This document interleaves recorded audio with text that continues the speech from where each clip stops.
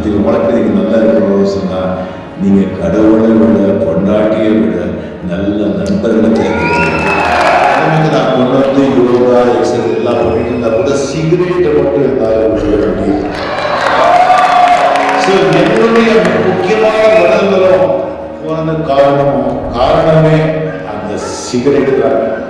நான் அனுபவிச்சு சொல்றேன், ரொம்ப அடிபட்டு சொல்றேன், அந்த சிகரெட் பழக்கத்தை விட்டுட்டு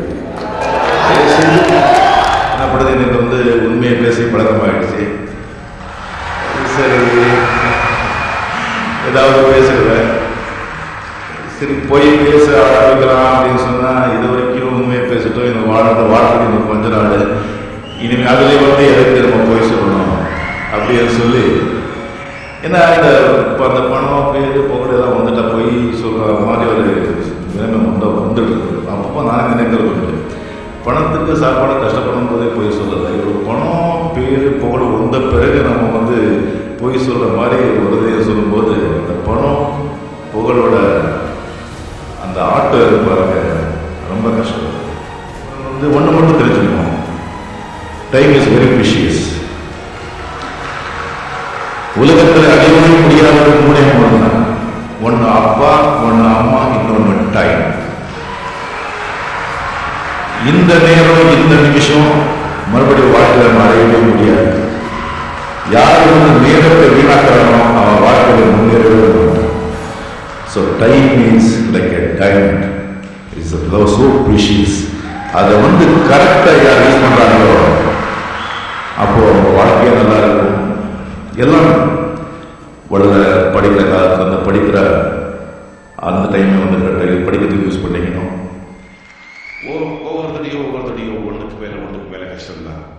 இப்போ சங்கர் சார் ஆகட்டும், நான் ஆகட்டும், யாராகட்டும், சரி வந்து ஒரு 4-5 பேர் இருந்தாங்க, ஒரு ரூம் வாங்கியிருந்தாங்க. அந்த 60வது மாடியில் அந்த ரூம் இருந்தது. அதுக்கு மேலே போனால் கரண்ட் கிடையாது, ஜென்ரேட்டர் கிடையாது, லிஃப்ட் கிடையாது, நடந்தே போனோம். லகேஜ் எல்லாம் எடுத்துக்கிட்டு 60-70 ஸ்டோர்ஸ் மேலே போனோம். என்னடா பண்ணுறது அப்படின்னு சொல்லி, சரிடா 10 இதுக்கு வந்து ஒரு கதை சொல்லிட்டே போகலான்னு சொல்லிட்டு 10 மாடிக்கு வந்து ஒருத்தர் கதை சொல்லணும்.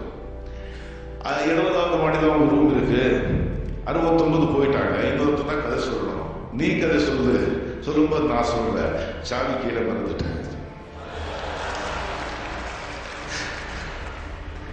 மறுபடியும் எல்லாரும் கீழே வரும், எல்லாரும் வந்தாதான் மறுபடியும் எல்லாரும் கீழே வரும். அந்த மாதிரி எந்த உச்சிக்கு நம்ம போகலாம் கூட வாழ்க்கைகளை வந்து நம்ம சாதனை செய்யணும் சொன்னா கீழே இறக்கிதான் வரணும்.